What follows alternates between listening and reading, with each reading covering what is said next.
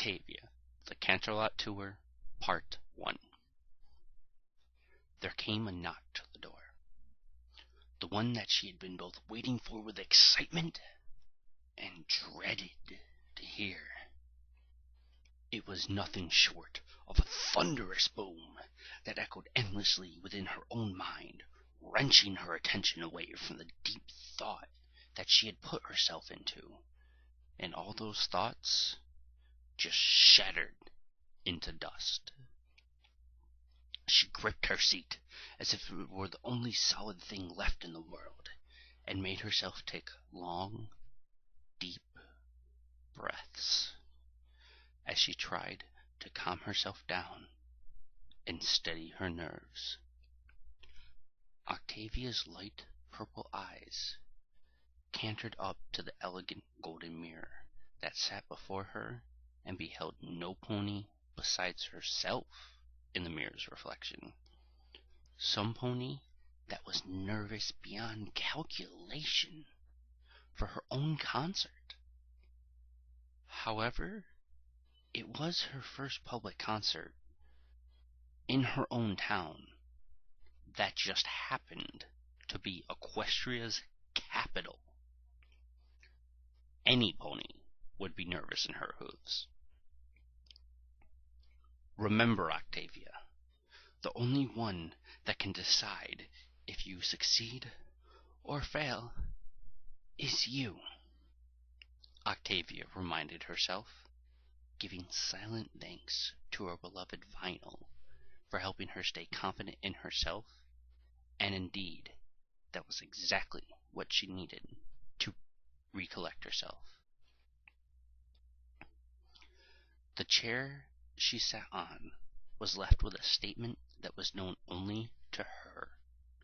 A statement that she was not going to turn back and follow through with her grand wishes, hoping beyond all hope that this and the following performances might be enough to one day garner attention from the princesses and princes themselves. That was her dream, to perform for them. She met a blue-coated, white-maned stallion in a black tuxedo with a nervous but collected smile after she had opened the door.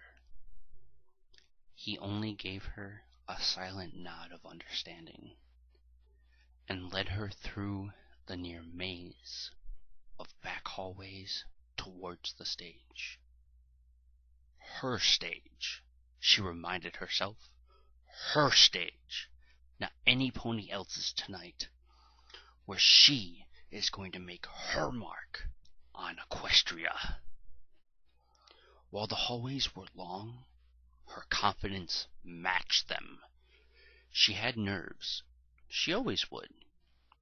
But she knew that it was herself that had gotten her through with the help of all her friends. Friends that she remembered as she came onto the still curtained stage and saw her cello polished and set up waiting for her. With a grand fondness, she ran her hooves over the smooth, albeit slightly worn wood of her chosen instrument. It called to her with such certainty and solidness that it bashed aside all the voices in her mind telling her that she could not do this. And there came a smile upon her face that would make all the stars in the sky proud of her. There came only a soft whistle, just enough to break her own self-thinking and bring her attention over to the stallion once more as he stood by the wings of the stage. He stared at her, wanting to know if she was ready, as it was time to begin. She flashed him that smile and it was all he needed to see as she took her place and held her cello at the ready. Her ebony locks fell over her face for a moment, and she quickly brushed them aside with a soft giggle. And then she turned her eyes towards the curtains. And so she played. Before the curtains even rolled back, she was playing her song. It started with the ripples of her heart, a summarization and expression both of her journey through life. The chords that she played through the amphitheater of noble ponies were struck pure and straight from her most inner depths. She prostrated herself through her music to all those that had come to the public concert of Octavia. She left herself on display for them to judge for themselves if she was worthy of being here, for she knew in her own mind that she was. And those ponies, that she offered a perfect view of the fate of her life from here to come, were transfixed by the enrapturing notes that came from this pony. It was a proud song, but a humble one as well. A mixture of strong and powerful music that declared that pride of hers, but with a constant undertone of a smooth melody that quite well bridged the gap between herself and all the assembled citizens of Canterlot. There was no space between them, no seats and stage. There was only the musician, audience, and the music that both floated upon as they not only heard but also felt the life of this brave, calm, and proud pony. As the last note struck and was played across the strings of her cello, her breath left her with the fade of the music. She did not close her eyes.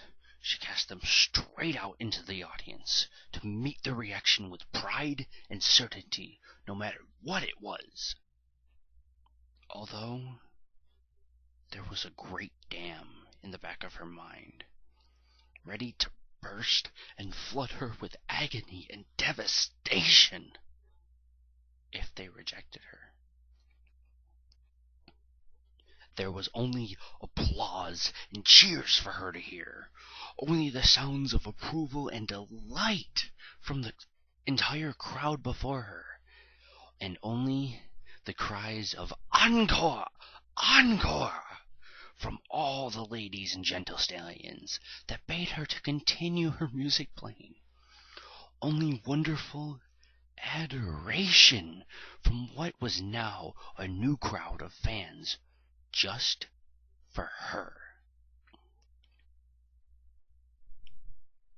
Tears dropped onto that cello that she had laid across her lap and strolled down the long expanse of its smooth, polished, and yet slightly worn wood towards the floor as Octavia played out her heart on her instrument that night.